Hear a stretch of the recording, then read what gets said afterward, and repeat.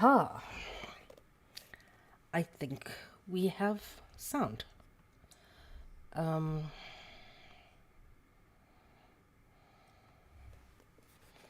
yeah, I think we have sound. Much better.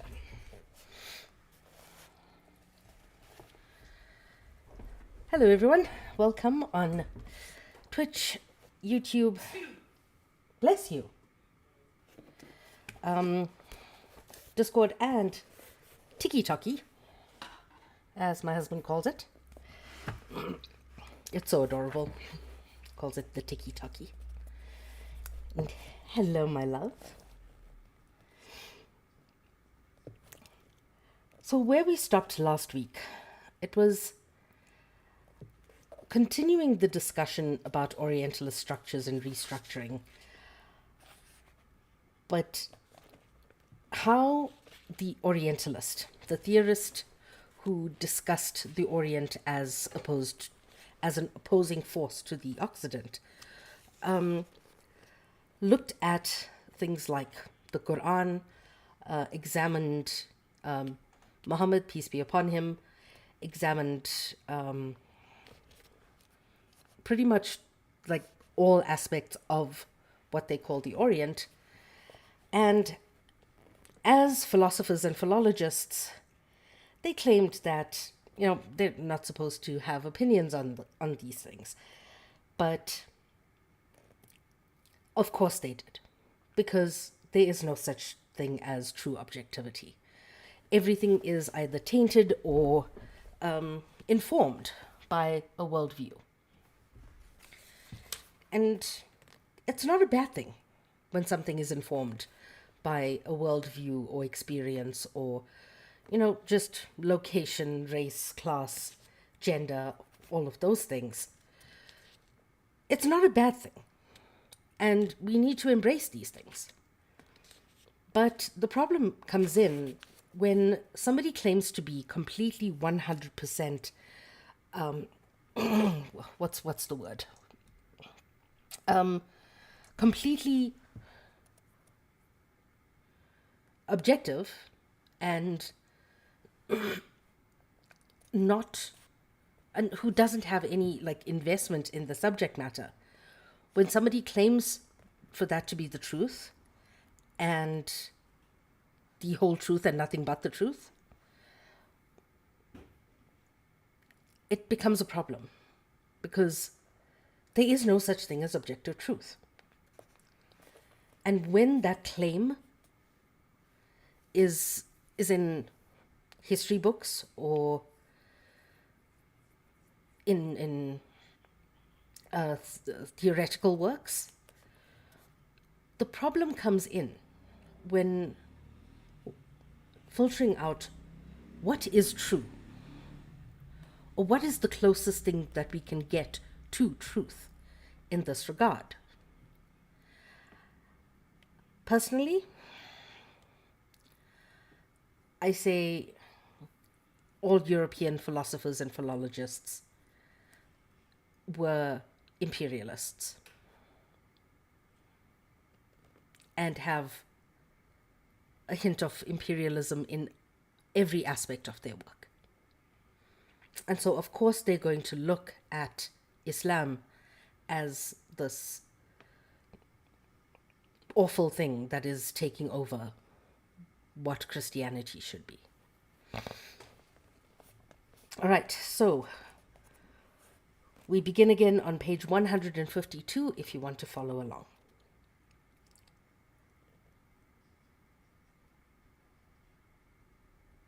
A non-professional analogue to Kassan's Muhammad is Carlyle's Muhammad forced to serve a thesis, totally overlooking the historical and cultural circumstances of the Prophet's own time and place. Although Carlyle quotes Saïd, his essay is clearly the product of someone arguing for some general ideas on sincerity, heroism, and prophethood. Thank you, Mao.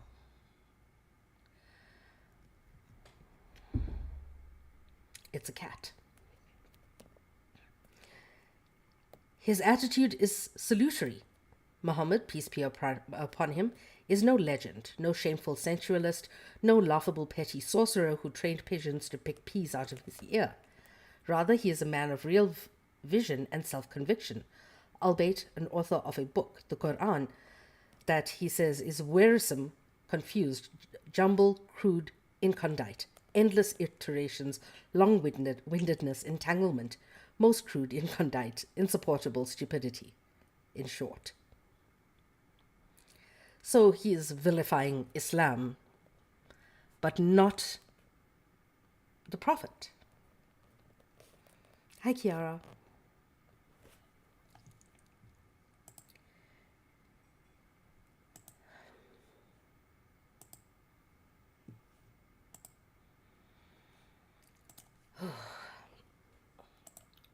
Why are things not working?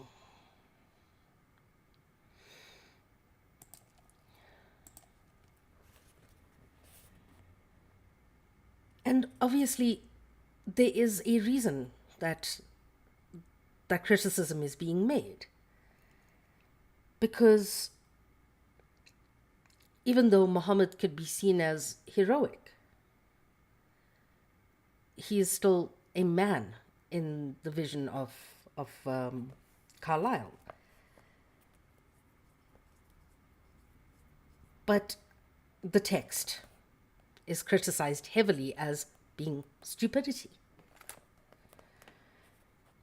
No paragon of lucidity and stylistic grace himself, Carlyle asserts these things as a way of rescuing Muhammad, peace be upon him, from the Bethamite standards that would have condemned both Muhammad and him together.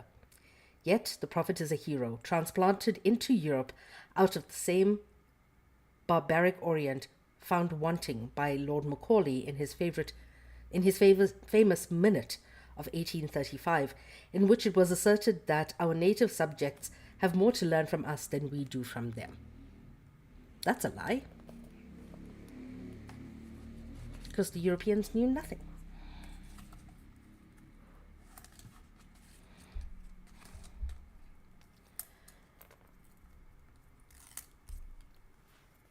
And that is the key, is that for something to be good, it has to be Europeanized. And that is exactly what Carlyle was trying to do with the Quran and Muhammad as a man, not as a prophet. Both Kusan and Carlyle, in other words, show us that the Orient need not cause us undue anxiety, so unequal are Oriental to European achievements. The Orientalist and the non-Orientalist perspectives coincide here. For within the comparative field that Orientalism became after the philological revolution of the early 19th century, and outside it, either in popular stereotypes or the figures made of the Orient by philosophers like Carlyle, the stereotypes, like those of Macaulay, the Orient in itself was subordinated intellectually to the West. As material for study or reflection, the Orient acquired all the marks of inherent weakness. It became subject to vagaries of miscellaneous theories that used it for illustration.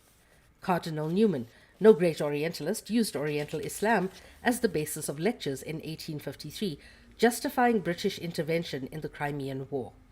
Cuvier found the Orient useful for his work of La Région Animale in 1816. The Orient was usefully employed as conversation in various salons of Paris.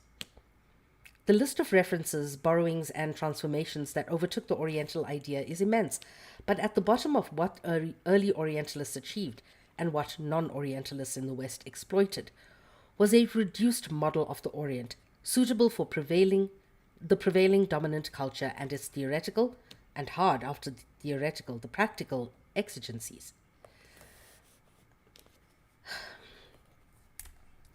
It is exactly this reason.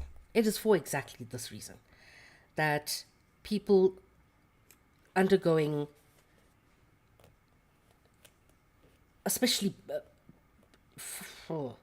I would say colonized peoples, stolen peoples, process of decolonizing our own minds, we have to understand how our places of birth, our places of origin, our languages, our food, all of our systems were categorized and then devalued by Europe to create this form of ideological and cultural domination.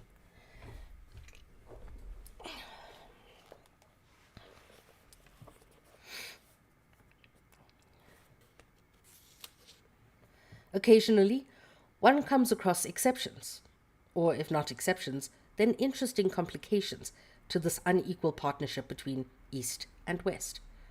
Marx identified the notion of an Asiatic economic system in his 1853 analysis of British rule in India, and then put beside that immediately the human depredation introduced into the system by English colonial interference, rapacity, and outright cruelty.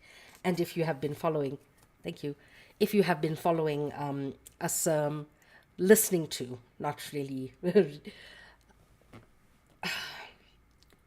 me reading the book, but listening to the audiobook of Shashi Tharoor's Inglorious Empire, it corroborates perfectly. And Tharoor's understanding and explanations of colonial India were...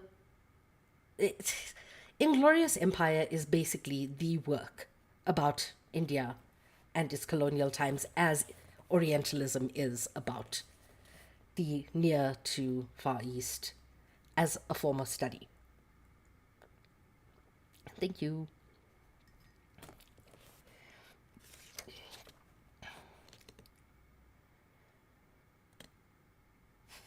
In article after article, Marx returned with increasing conviction to the idea that even in destroying Asia, Britain was making possible a real social revolution. Marx's style pushes us right up against the difficulty of reconciling our natural repugnance as fellow creatures to the suffering of Orientals, while their society is being violently transformed with historical necessity of transformation. Quote, "Now sickening as it must be to human feeling to witness those myriad industrious, patriarchal, and inoffensive social organizations disorganized and dissolved into units, thrown into a sea of woes, and their individual members losing at the same time their ancient form of civilization and their hereditary means of subsistence. We must not forget that these idyllic village communities, inoffensive though they may appear, had always been the solid foundation of the Oriental despotism, and that they restrained the human mind within the smallest possible compass, making it the unresisting tool of superstition, enslaving it beneath tradition, depriving it of all grandeur and historical energies." He was wrong. Because yes, that's what village life is everywhere around the world. But this restraint of the human mind that he talks about, some of the greatest literature came out of villages in India. We just don't know them because the British destroyed them. England, it is true, in causing a social revolution in Hindustan, was actuated only by the vilest interests and was stupid in her manner of enforcing them. But that is not the question. The question is, can mankind fulfill its destiny without a fundamental revolution in the social state of Asia? If not, whatever may have been the crimes of England, she was the unconscious tool of history in bringing about that revolution. True. But why would we need one? Like, if England didn't introduce capitalism into India, we wouldn't have...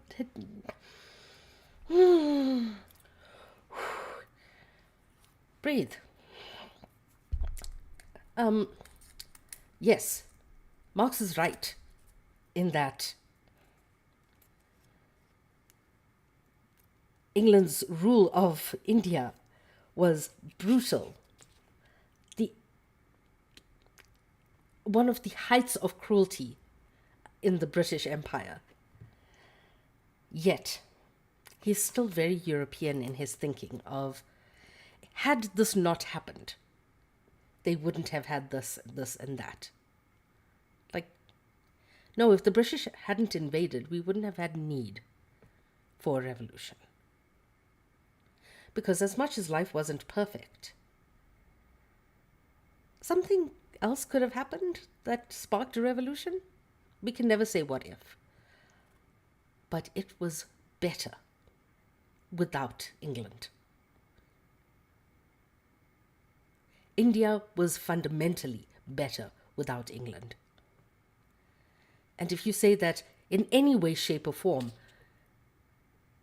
colonization brought any good to the colonized, I'm gonna punch you.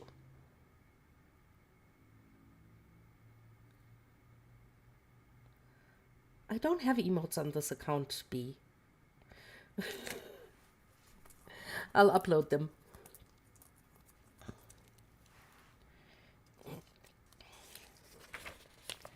He goes on to say, then, whatever bitterness the spectacle of the crumbling of an ancient world may have for our personal feelings, we have the right, in point of history, to exclaim, should this torture then torment us, since it brings us greater pleasure, though we not through the rule of Timur, souls devoured without measure.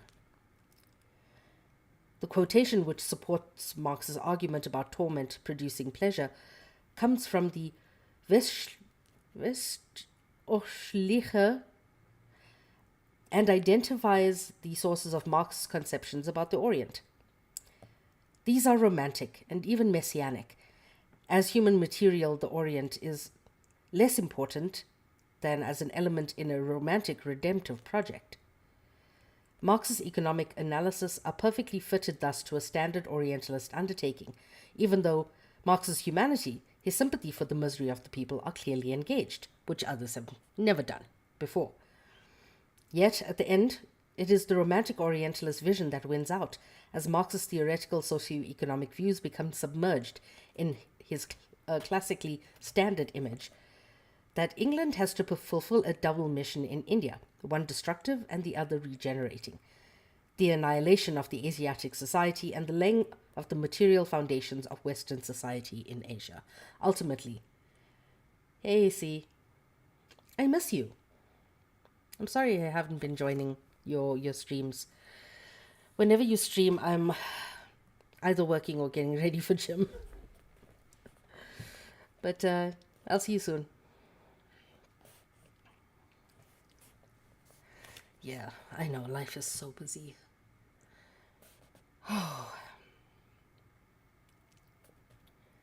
But yeah, let's I'm still convinced that your stream would be much funnier if you let me into the VC on Discord and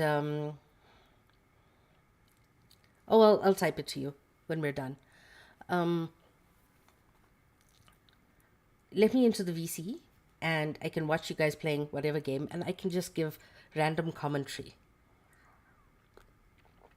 It would be hella funny. Because I'm funny.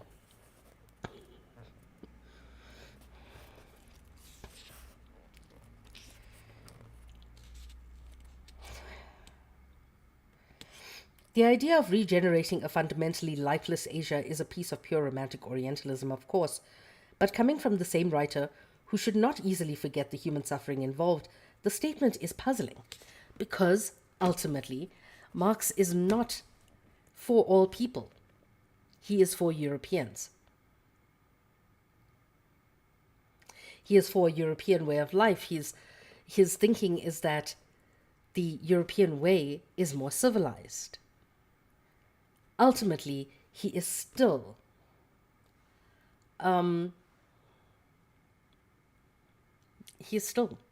Orientalist in his thinking. He is still pro-European. And ultimately, it's part of the reason that we say that Marx is racist. And remember, throughout Marx's work,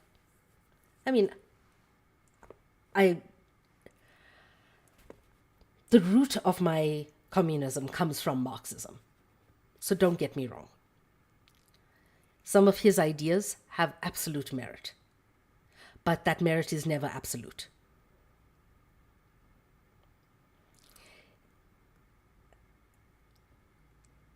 it can always be discarded with the movement of time and lived realities and dialectical materialism. We have so much more to read other than Marx to inform our communism. I just started at Marx because that's where I started. Ultimately, he was still a white man, he was still European, he was still a man who valued his value chain, his value system, his language, his culture, all of those things above the lived realities of people who he saw as other. And yes, he wanted the freedom of the proletariat. You don't have to read the Communist Manifesto to be communist.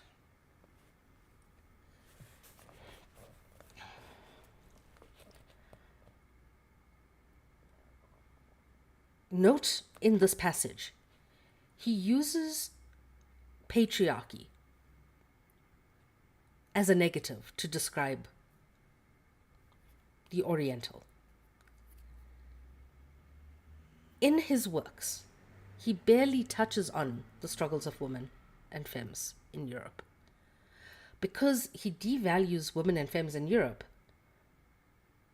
but the concern is patriarchy in the East, because it's just a talking point. Just like it is just a talking point for anybody on the side of the colonizer. They abuse the talking point of women's rights to be colonialist, to justify and manufacture consent for interventionism, for colonialism, for invasion, for outright genocide.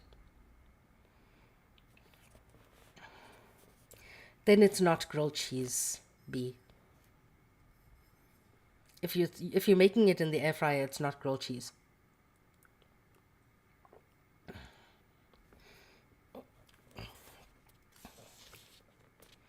We are immediately brought back to the realization that Orientalists, like many other early 19th century thinkers, conceive of humanity either in large collective terms or in abstract generalities. Orientalists are neither interested in nor capable of discussing individuals. Instead, artificial entities, perhaps with their roots in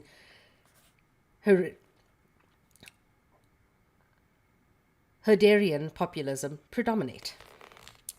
They are Orientals, Asiatics, Semites, Muslims, Arabs, Jews, races, mentalities, nations, and the like. Some of them the product of learned operations of the type found in Renan's work.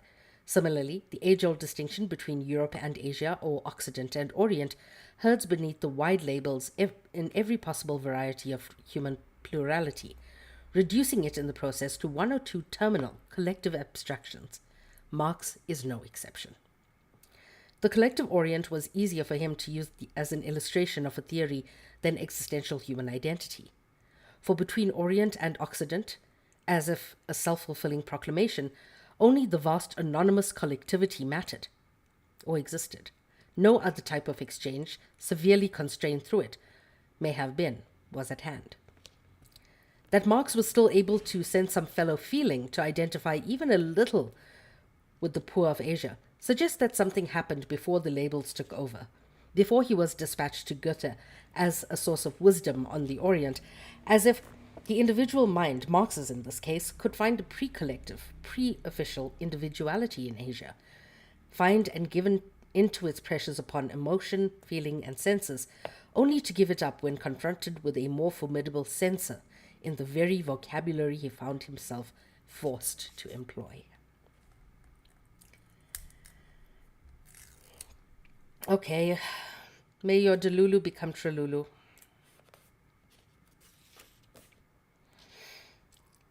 What that censor did was to stop and chase away the sympathy, and this was accompanied by a lapidary definition, Those people, it said, don't suffer. They are Orientals and have to be treated in other ways than the ones you've just been using.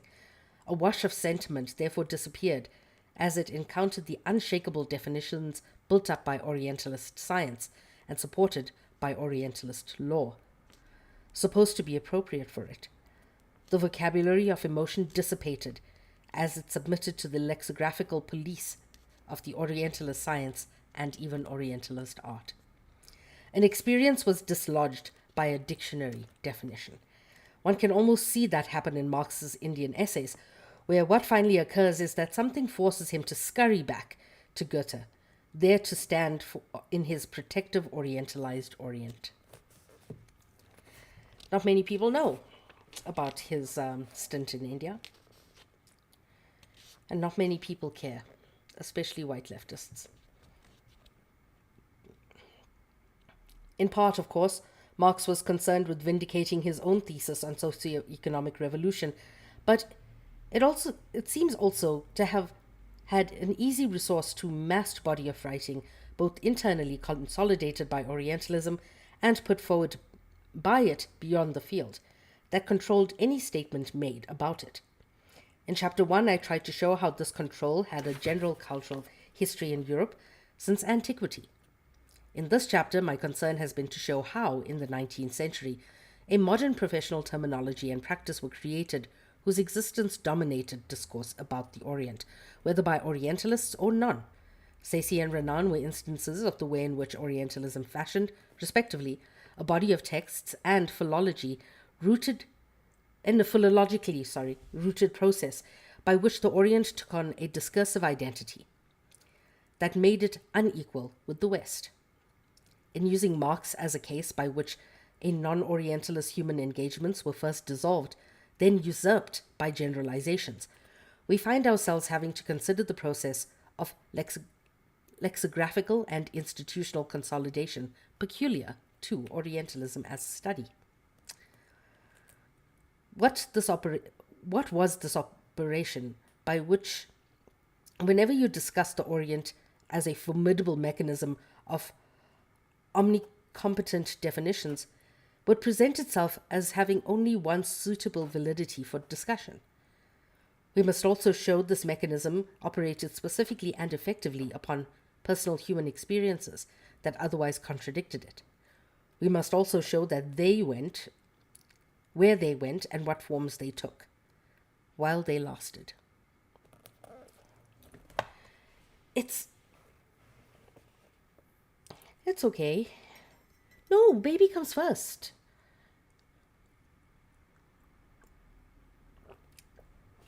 Baby Kiara is priority. Okay, so how is everyone? Like, truly, how is everyone?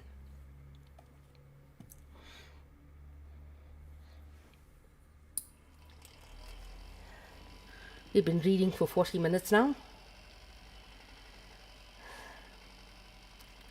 And I'm sorry for the sound of the little put of the fan.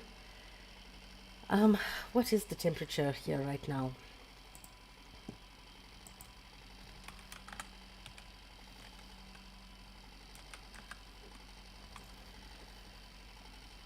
It is 26 degrees Celsius. No, that can't be right.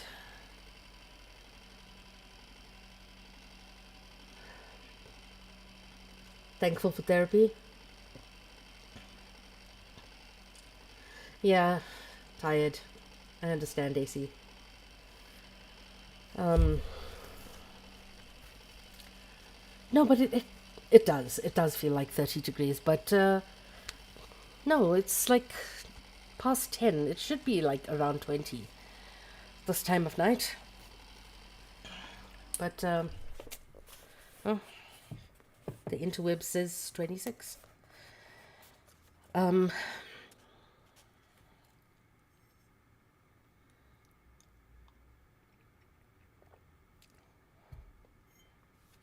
What I'm enjoying recently is Just sitting with the fan. Hey, nope. Good to see you.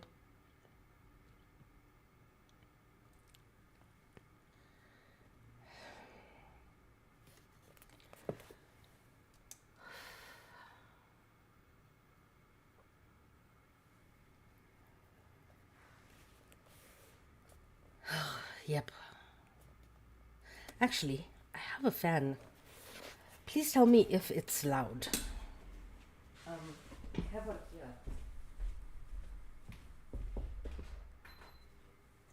But because of the constant fucking rain,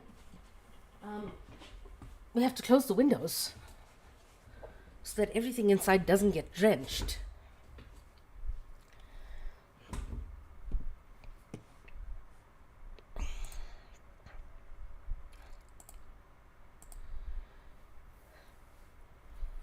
And then it just gets hotter. Can you all hear the fan? On YouTube and Twitch. I don't even know if anyone is watching there.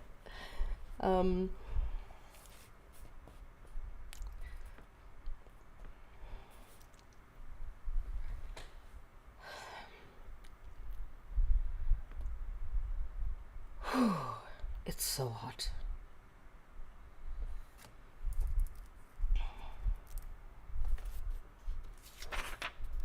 In fact, I think I might actually stop the reading early again today. Because he goes into Chateaubriand, and I don't really want to do that in this heat right now.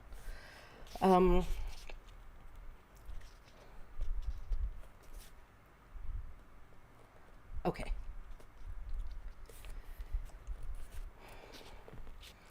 All this is a difficult and complex operation to describe, at least as difficult and complex in any growing discipline crowds out its competitors and acquires authority for its traditions, methods, and institutions, as well as a general cultural legitimacy for statements, personalities, and agencies.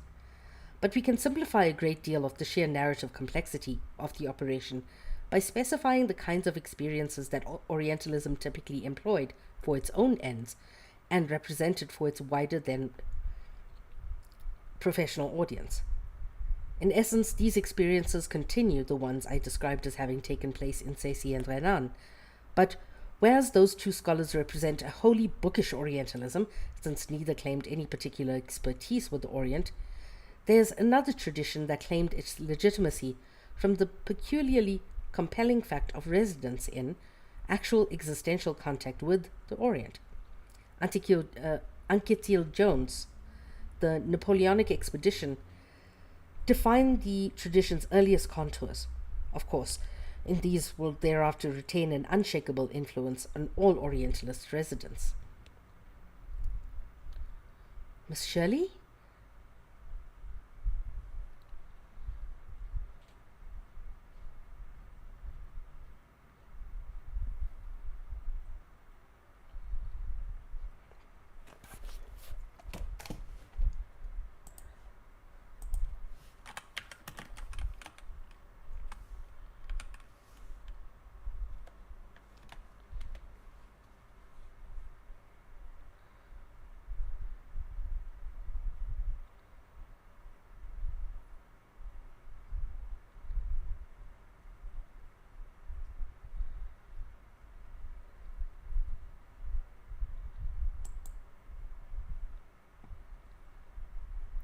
'58.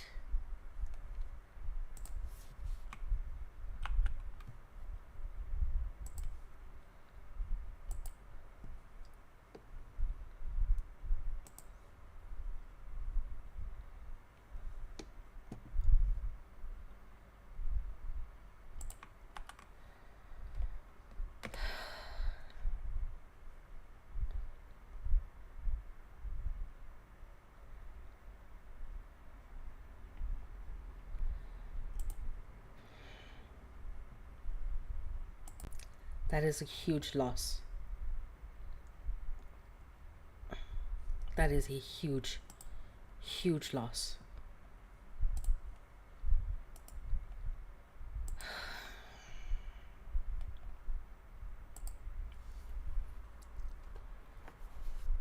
Oh, absolutely.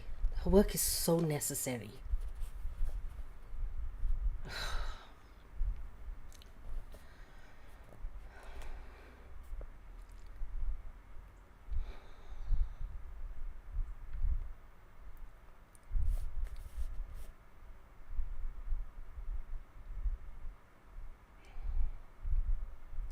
If you do any sort of prayers or observations of any kind of spirituality, please light a candle tonight for Miss Shirley and everybody that she has helped.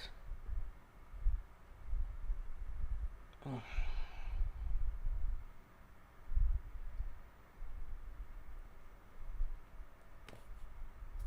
She done good.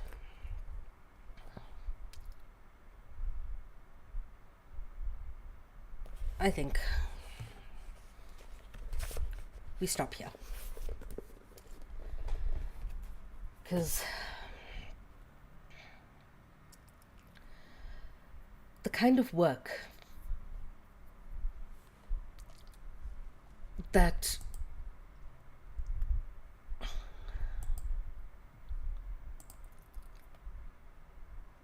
Miss Shirley did was thankless work.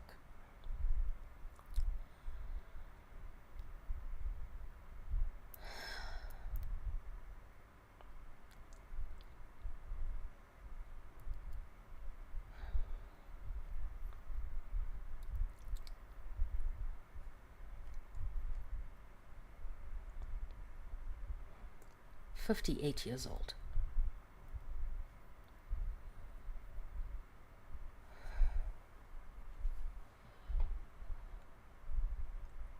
Bringing dignity and a sense of self-worth to people who have been discarded by society.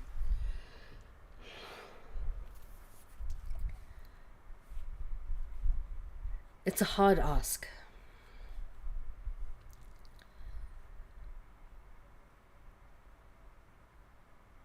And sometimes it's as simple as telling somebody, "You look radiant today."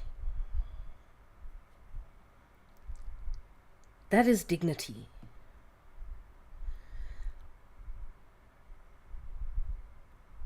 Yeah, handing out a couple of cents to somebody at a traffic light,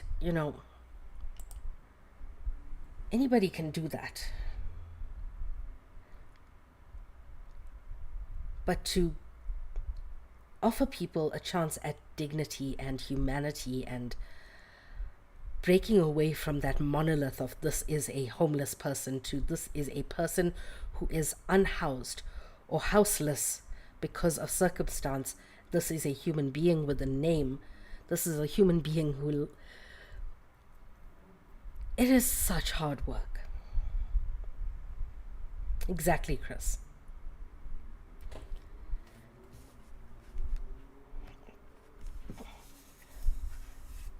Like,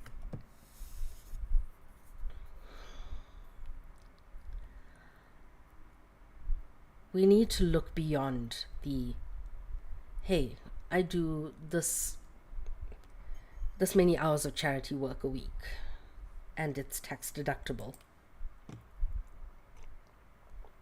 to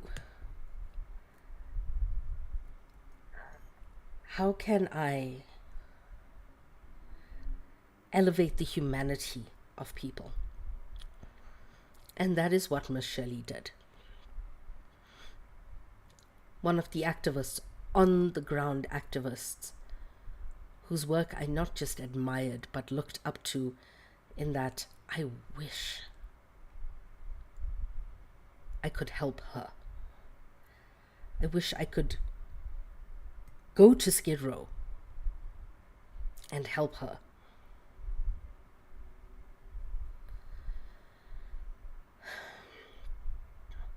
In fact, that was one of my plans. if I did get to the States. But yeah, rest in power, Miss Shirley.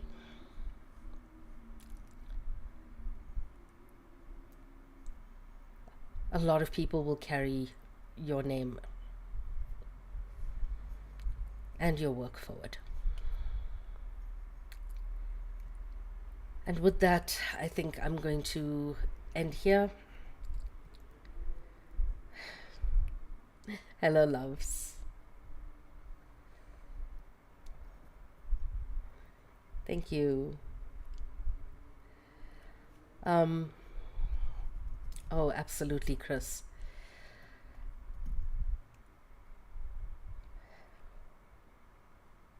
Okay, I will. I, I know. I know, Jess. All right. Yeah, I'm going to end here and just keep Miss Shirley and her family in your thoughts tonight.